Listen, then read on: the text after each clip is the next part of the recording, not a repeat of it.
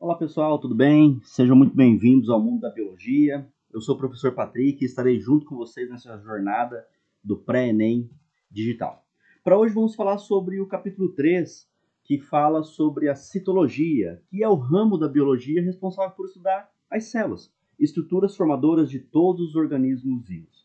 Nós vamos ver que a citologia classifica as células com relação às suas diferentes características e funções.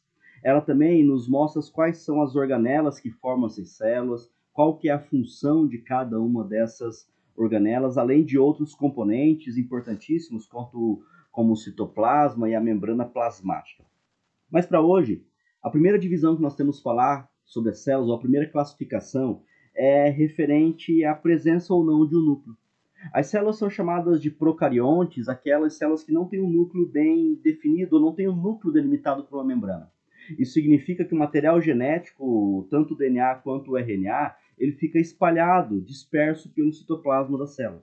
Essas células procariontes, além de não ter um núcleo, elas também são estruturalmente muito simples. Ou seja, aquela quantidade de organelas que existe nas células eucariontes, a gente não percebe por aqui. As células procariontes são, por exemplo, responsáveis por formar as bactérias, ou as bactérias são formadas por células procariontes. E as bactérias são organismos unicelulares, ou seja, aqueles organismos formados por uma única célula.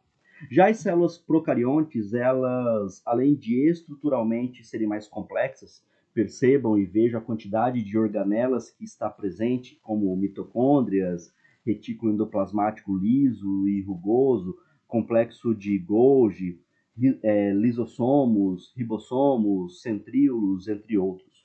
Percebam que a célula eucarionte ela possui um núcleo bem delimitado por uma membrana. E dentro desse núcleo está presente o material genético, que é o DNA, aqui representado pelo cromossomo. O cromossomo, na verdade, nada mais é do que o DNA, todo ele condensado, compactado, que está nesse formato de cromossomo. Dentre as várias estruturas de uma célula eucarionte, nós vamos destacar hoje as mitocôndrias e os cloroplastos. Mitocôndrias são estruturas comuns, tanto à célula vegetal quanto à célula animal. Já os cloroplastos são estruturas exclusivas das células vegetais. Falar primeiro da mitocôndria. Ela é como se fosse a casa de força de uma célula. É lá que é gerada a energia. Só que a energia produzida pela mitocôndria, ela é representada por uma molécula chamada de ATP, que é a adenosina trifosfato. Esse ATP é a moeda energética responsável por dar força, por dar energia para que outros processos possam ser desempenhados dentro de uma célula. A obtenção de ATP por meio da mitocôndria ocorre num processo chamado de respiração celular, onde uma molécula de glicose ela passa por um processo de quebra até que seja produzido, seja gerado o ATP, que é a adenosina trifosfato. Esse processo de respiração celular ele pode ocorrer tanto com a presença de oxigênio, nesse caso os organismos são chamados de aeróbicos, também pode acontecer sem a presença do oxigênio. Daí os organismos são chamados de anaeróbicos. Nós vamos ver agora um pouco dos processos de respiração celular envolvendo a presença do oxigênio. Aqui eu tenho a mitocôndria. E nós vamos falar sobre o balanço energético, ou seja, a quantidade de ATPs que é gerada ao final do processo de respiração celular. A primeira etapa da respiração celular acontece fora da mitocôndria, lá no citosol ou no citoplasma da célula. E esse processo é chamado de glicólise. Na glicólise, ocorre a quebra da glicose, gerando o ácido pirúvico. E nesse processo da glicólise, são geradas duas ATPs. Em seguida, já no interior da mitocôndria, nas cristas mitocondriais, ocorre um processo chamado de oxidação do ácido pirúvico. O ácido pirúvico esse que foi formado ali no processo de glicólise. Só que não é um processo que entra no balanço energético, porque a oxidação do ácido pirúvico não tem a formação de ATP. Em seguida, então, nós temos o ciclo do ácido cítrico, ou chamado de ciclo de Krebs. É isso mesmo, galera. Ciclo de Krebs. Nesse ciclo de Krebs, também existe a formação de somente duas moedas energéticas, de somente 2 ATPs.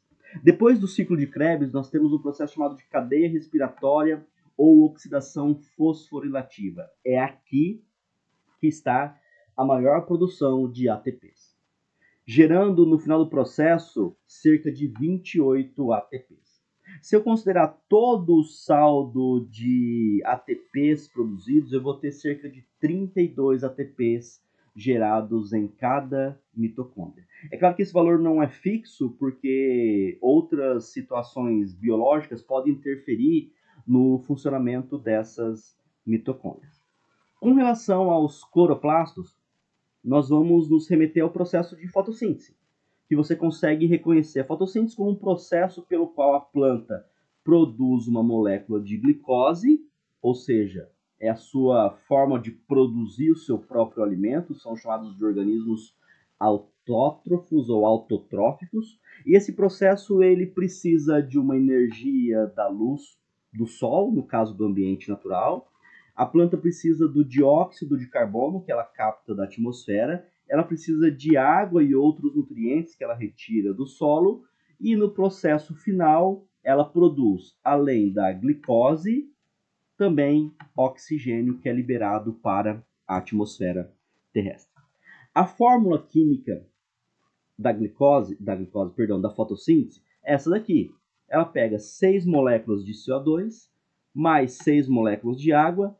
Com a presença da luz solar, ela inicia um processo onde são produzidos, tem como produtos uma molécula de glicose, que é o C6H12O6, forma-se também 6 moléculas de oxigênio. Essa é a fórmula resumida da glicólise, da fotossíntese, perdão. Só que percebam aqui embaixo, durante a fórmula completa, que tem também a formação de 6 moléculas de água. Então, além da glicose e do oxigênio, também tem a formação de 6 moléculas de água. Vamos ver mais ou menos como que funciona dentro do cloroplasto esse processo. Lá no cloroplasto, que está no interior das células vegetais, ocorrem 2 processos. O primeiro deles é o chamado de processo fotoquímico ou a fase clara, e ela depende da luz solar. Nesse primeiro processo é gerado o ATP, que é uma moeda energética, e também é gerado o NADPH. Além disso, de formar essas duas moléculas, que serão utilizadas na segunda etapa, nessa primeira etapa é onde ocorre a absorção da água e a liberação do O2, do oxigênio. Já a segunda etapa, que é chamada de etapa química ou escura, ela é chamada de etapa escura porque ela não depende da luz do sol para acontecer. Mas ela depende do ATP e do NADPH que foram produzidos na primeira etapa, ou seja, indiretamente ela precisa da luz solar para acontecer. Nessa segunda etapa, nessa segunda fase, ocorre o processo chamado de ciclo de Calvin, ou ciclo de Calvin-Benson. É nesse momento em que a planta absorve o CO2, o dióxido de carbono, e ela vai produzir o açúcar. Só que a liberação desse açúcar ela ocorre para as células, para os tecidos da própria planta. Porque é esse açúcar que vai funcionar como fonte de alimento para a planta, como fonte energética, como fonte de reserva para o seu crescimento e para o seu desenvolvimento. Galera, por hoje é só. Agradeço muito a atenção de vocês e nos vemos na próxima. Um abraço, até mais!